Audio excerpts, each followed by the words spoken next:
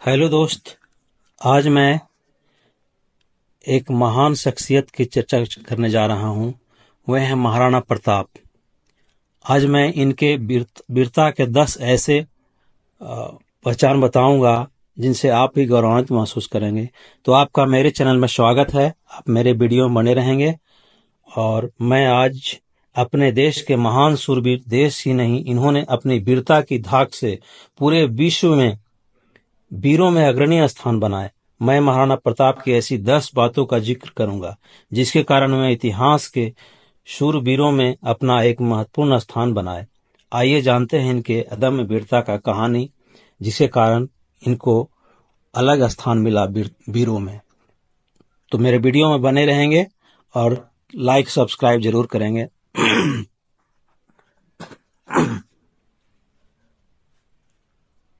महाराणा प्रताप के बारे में ये एक प्रचलित ऐतिहासिक सत्य कहानी है कि दुश्मन के लिए भी महाराणा प्रताप रखते थे एक तलवार। तो ऐसी ही इनके कई 10 खूबियां हैं जिसके बारे में आपको मैं परिचित कराऊंगा।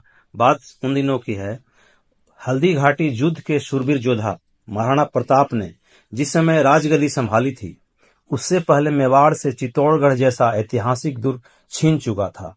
मेवाड़ की आभा कुछ फीकी सी होने लगी थी, लेकिन प्रताप ने अपने साहस और संघर्ष से मेवाड़ को पूरी दुनिया में प्रसिद्ध कर दिया। और आज वे देश के एकमात्र ऐसे योद्धा शासक हैं जिसने मुगल दरबार में न कभी सिर झुकाया और न कभी उपस्थिति दी। आइए जाने उस शूरवीर योद्धा की 10 ऐसी बातें जो किसी का भी जीवन बदल सकती है। निहत्थे शत्रु पर कभी वार नहीं, तलवार सिर्फ युद्ध के मैदान में। महाराणा प्रताप ने कभी मर्यादा का भंग नहीं किया। हल्दी घाटी के युद्ध से पहले शाम जब गुप्तचरों से सूचना मिली कि मान सिंह कुछ साथियों के साथ शिकार पर है और लगभग निहत्था है, तो प्रताप ने कहा, निहत्थे पर कायर वार करते हैं, हम योद्धा है, कल हल्दी घाटी में मान सिंह का सिर कलम करेंगे। भील से लेकर भामाशाह तक सबकी एकता उनके साथ बनी रहती थी। प्रताप मुगल बादशाह अकबर को इसलिए छका सके और इसलिए इतिहास से अपना नाम दर्ज करवा सके क्योंकि वह भील से लेकर भामाशाह तक सबको एक एक करके चले। उन्होंने एक ऐसी टीम बनाई जो एक थी और भेदभाव से परे थी। शत्रु के लिए भी रखते थे सदा एक तलवार अपने साथ। योद्धाओं के इतिहास में एक खूबी एकमात्र महाराणा प्रताप में थी, वे सदा अपनी 2 तलवारों वाली विशेष म्यान में शत्रु के लिए भी एक तलवार रखते थे।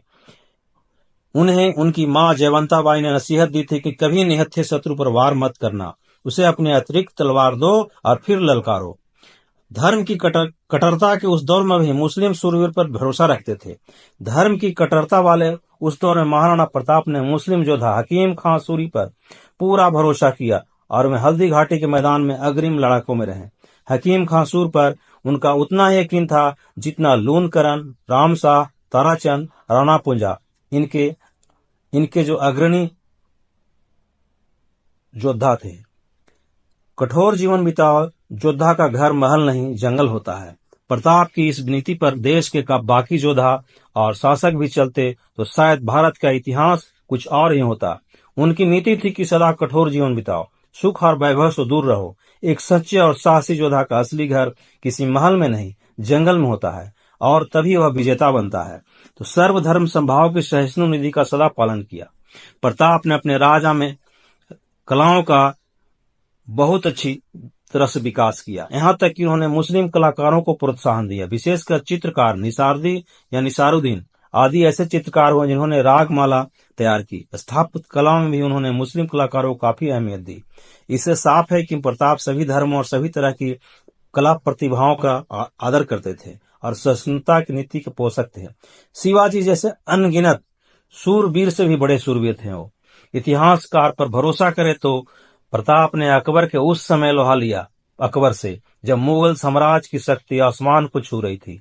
वे न कभी मुगल दरबार में गए और न ही ऐसा करने का सोचा। जबकि शिवाजी जैसे कई योद्धाओं ने मुगलों से लोहा तो लिया, लेकिन वे औरंगजेब के दरबार में एक बार हो आए थे। औरंगजेब के समय मुगल साम्राज्य कमजोर भी होने लगा था। कूटनीति के खिलाड़ी रहे, वे न किसी से डरे और न डराया। अकबर ने अपने 2 दूत उनके पास भेजे, एक मानसिंह और एक टोडरमल, लेकिन महाराणा प्रताप इन दोनों की न तो बातों में आए और न ही अकबर की सैन्य धौंस से डरे। उन्होंने किसी को डराया भी नहीं और अपनी प्रजा के हर वर्ग को साथ लेकर अकबर के सामने डटे रहे और अपराजय रहे। आम सैनिक से लेकर चेतक तक सबसे एक जैसा स्नेह था। प्रताप जब युद्ध भूमि में शत्रु सैनिकों के बीच घिरे तो उन्हें चेतक ने अपनी जान पर खेलकर बचाया। हल्दी घाटी से प्रताप सुरक्षित निकले। वो हकीम खां सूर, नेतसी, रामशाह के पुत्रों शंकरदास, झालामान आदि ने मुगल सेना के दांत खट्टे करते हुए प्राण निछावर किए। हकीम खां तो इतने लड़े कि उनकी तलवार उनके हाथ में ही रही।